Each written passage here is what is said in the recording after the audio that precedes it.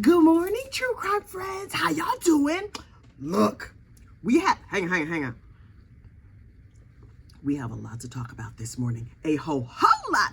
Okay, so first, the state of New Mexico versus Hannah Gutierrez. You know we're not supposed to say Reed, right? Because in all, prior to the case, she was Hannah Gutierrez Reed. But now we have to call her Hannah Gutierrez because her stepdad's last name is Reed. And he don't want his name mixed up in this mess. So we're supposed to just drop the Reed like we don't know. Okay, yeah, we don't realize that your stepdaddy is a famous armorer. So we're just gonna call you Hannah Gutierrez. But in our mind, we're gonna fill that in with Reed. Anyway, her case continues today. Friday, when last we left, a couple things happened that were quite unusual. First of all, the trial date ended early because apparently some text messages or whatever that were exhibits in the case were put up on the screen. Okay, cool. But when they put the text messages up, they also included and also said out loud in court the phone numbers that they were referring to. Whose phone numbers were those, do you ask? Well, that would be Hannah Gutierrez Reed's phone number, her lawyer's phone number, and other people's phone numbers. So they put that on court TV, and then the internet, and also on the internet because people were live streaming. And of course, the internet is going internet. People were like, let me see if this number still works. Boop, boop, boop, boop, boop, boop. So they would dial in the phone number, and the judge was like, wait, internet, court TV, you're not supposed to do that. If we put sensitive personal details out here for all the public to see, you're just supposed to act like you're not going to call that number because clearly the world is not full of idiots who got nothing to do but sit around and call phone numbers of people. And then apparently the judge said, wait, what is streaming? Ma'am, Your Honor. Okay, she does not know how the internet works. Okay, so she was quite upset. And so she shut down the court date early. There was something else going on, but I'm not sure what else. But during the time that we did have in court, we learned a lot of information. First of all, this prop house, PDQ Props, those are the people that provided the bullets that were on the set of Rust.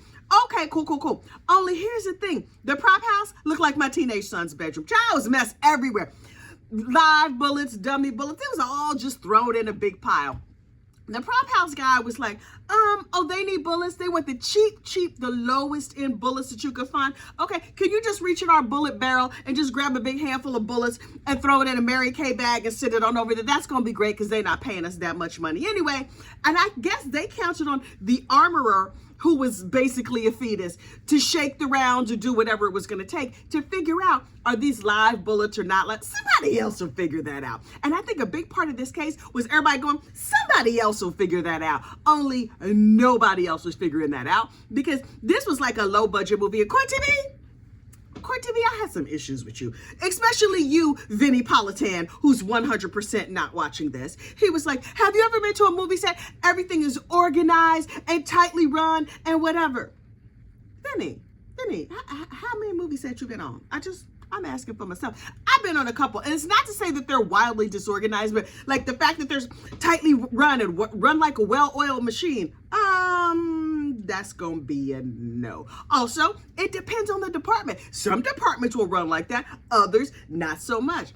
Vinny, you ever watch Below Deck? You know how sometimes like the interior, the housekeeping is running real smoothly, but the deckhands are a mess, or vice versa? I'm just saying that's how it goes. Or in any company, any organization, anything ever, like the things I'm in charge of in my house tend to be organized. The things that my husband tends to be in charge of, child. Anyway, so he's just like, movie sets are very well organized usually, but this one was a mess.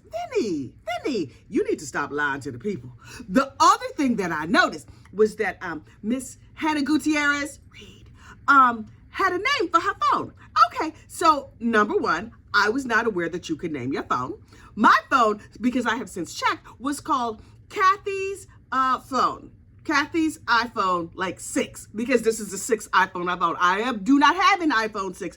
This was the 6th iPhone I've owned that was connected to iCloud or whatever. Okay, cool. You can change that name.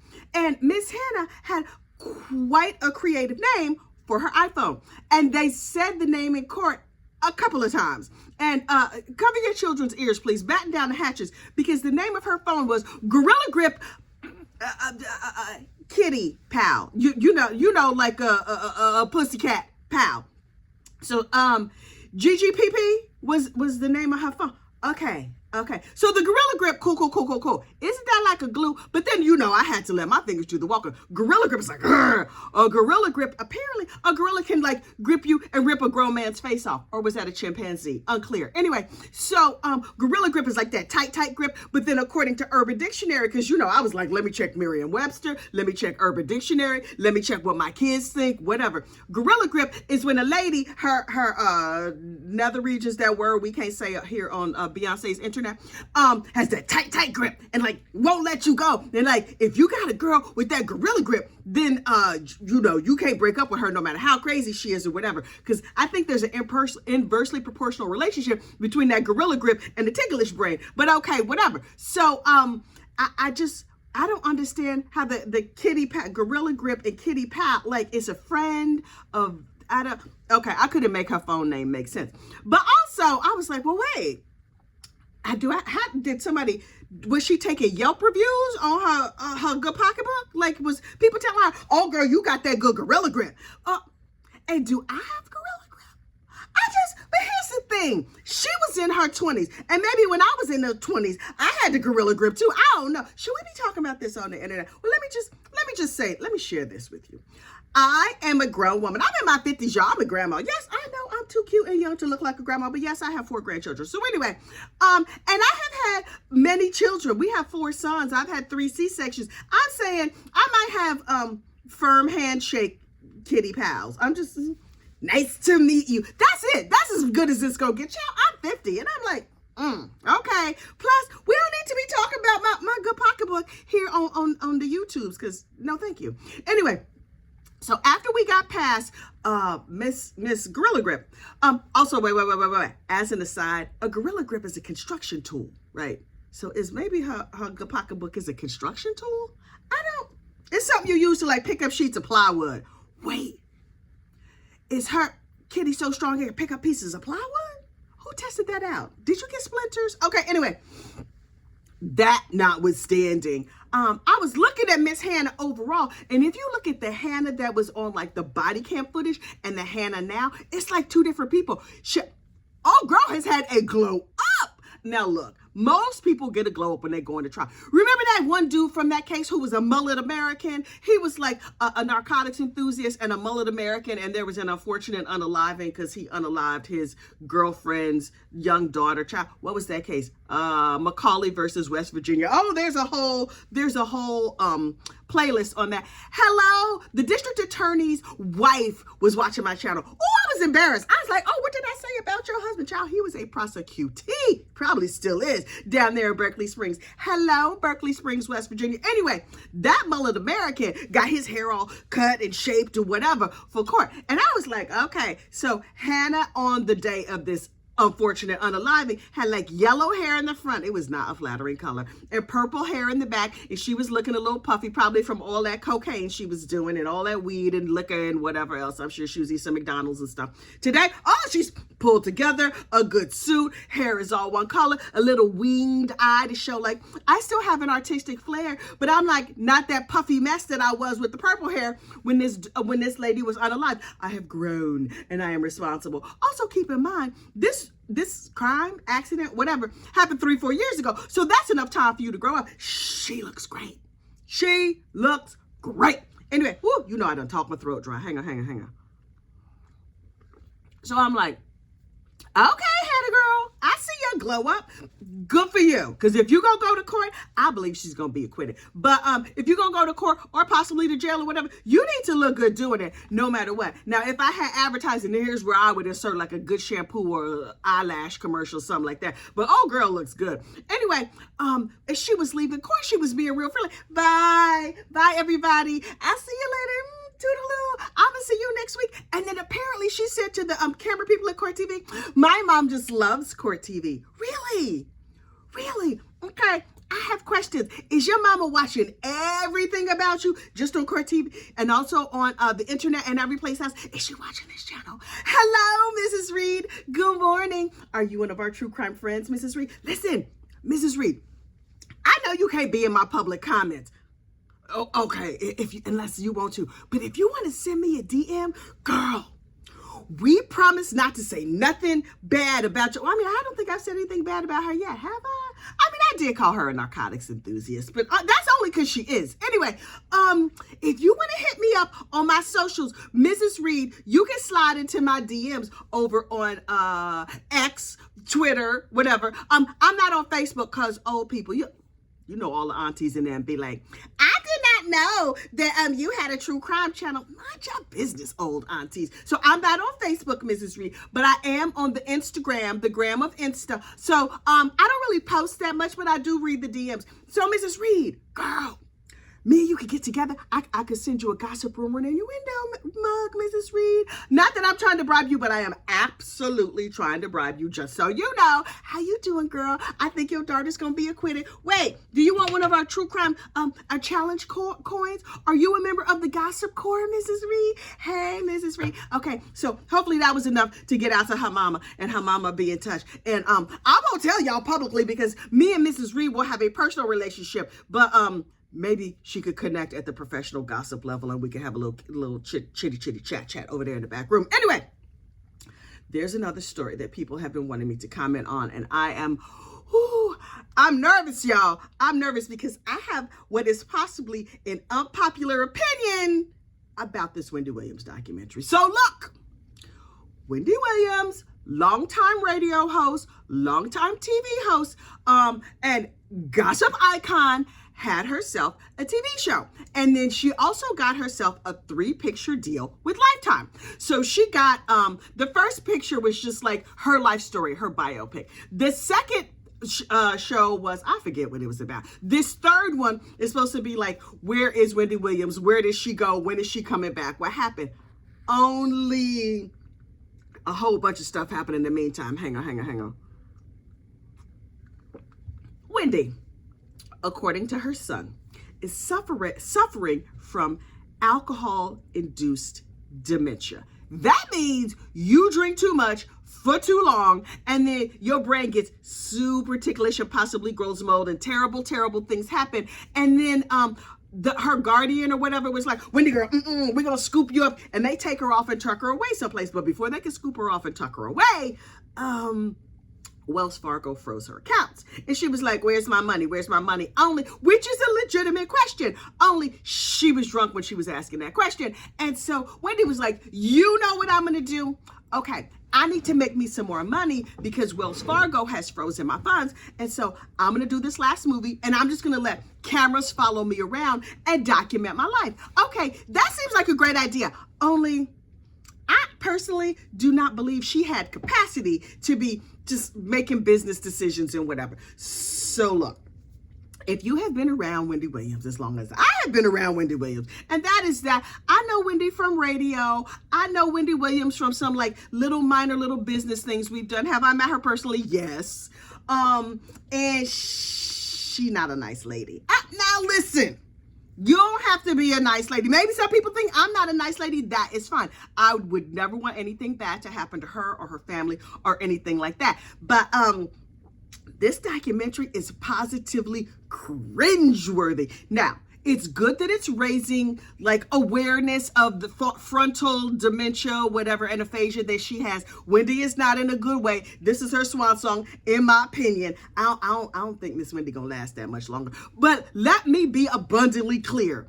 I wish her nothing but the best. Also, I believe Miss Wendy has drank herself to death, or drank herself to near death, and she has pickled her little brain. So I'm like, okay, Wendy, good luck. But for those who want to know, like what Wendy is really like, please come with me down the rabbit hole. Well, I don't need to go down the rabbit hole because I know the story. Google Nicole Spence. That's all I'm gonna say. Wendy Williams, Nicole Spence, 2005. Oh, there was a lawsuit that settled out of court, but not before TMZ and everybody in the New York tri-state had all the dirty details about Miss Wendy, the way she ran her business, the way she ran her life, the way she ran her marriage, the way she treated people, and the things that she was doing out here in these New York City streets. Because, child, the streets were talking. Oh, the block stayed hot around Miss Wendy and her actions. Now on the radio, oh, it was funny and it was entertaining or whatever, but this might be a your karma. Now, that's not to say that illness is karma. It is not. But I'm just saying, a lot of the things that Wendy has done historically, folks who know were like, look like karma done showed up. Karma done showed up in full force. And also, hang on, I tend to believe Wells Fargo didn't do nothing wrong. Look, before you throw tomatoes, before you get mad, hear me out.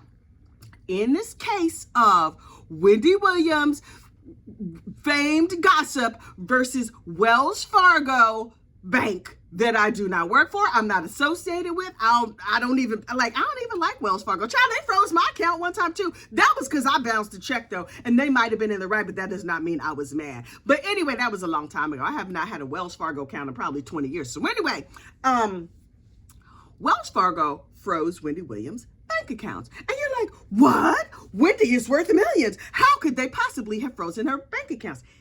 Here's the thing you need to understand about that.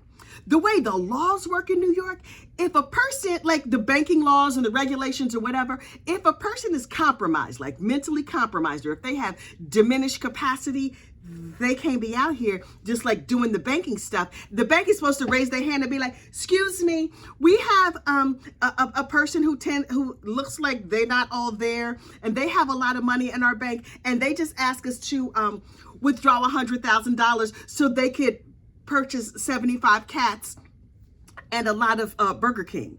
And so the person at the bank is supposed to be like, right. So listen, I'm gonna have to get my manager to okay the cat and Burger King purchase. Can you just sit here and have a seat for a moment? And if she's not willing to do all that and have a conversation when she's clearly compromised, they have to notify the authorities, because what if it's elder abuse? What if somebody's taking her money? What if they're financially manipulating her? I don't know. The way it went down, according to what I heard, is that Wendy, who had lived in New York for many years, suddenly was in Miami, and her son walks her into a Wells Fargo branch and is like, hi, we would like to withdraw $100,000. And the person at Wells Fargo was like, I'm sorry, wait, what?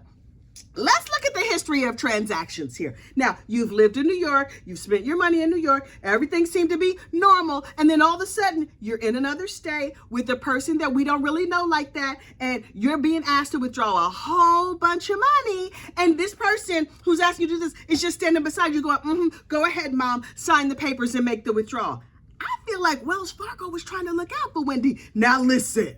The stories that came out afterwards, like, oh, he was trying to help her. He was trying to get her healthy food, blah, blah, blah. Okay, cool. But the way that looks, you don't know these people. You're just sitting here, you're like, who's the drunk lady trying to withdraw all the money to get cats and cheeseburgers? Wait, what now?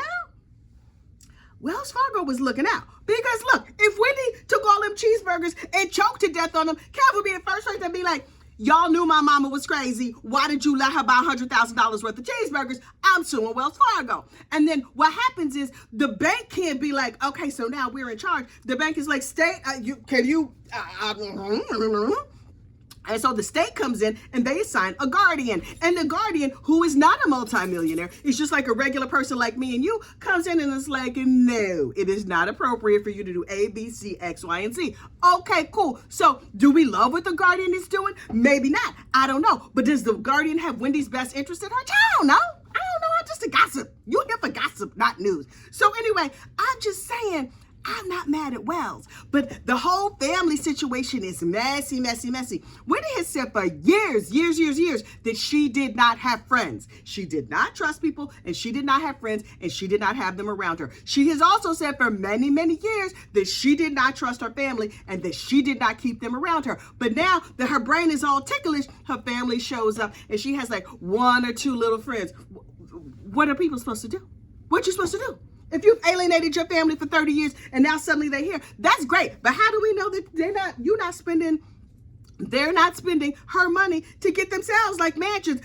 I'm talking to you, Jamie Spears. So just because it's a family member, that don't mean they have your best interest at heart. Tries to complicate the situation. All of that to say, karma.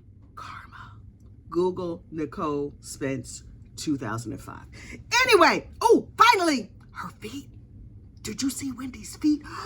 Oh my God. The neuropathy in her, or she has, what is the thing? Yeah, y'all know what it is. She has something where her feet are all messed up. and she can barely walk. Okay, that's sad.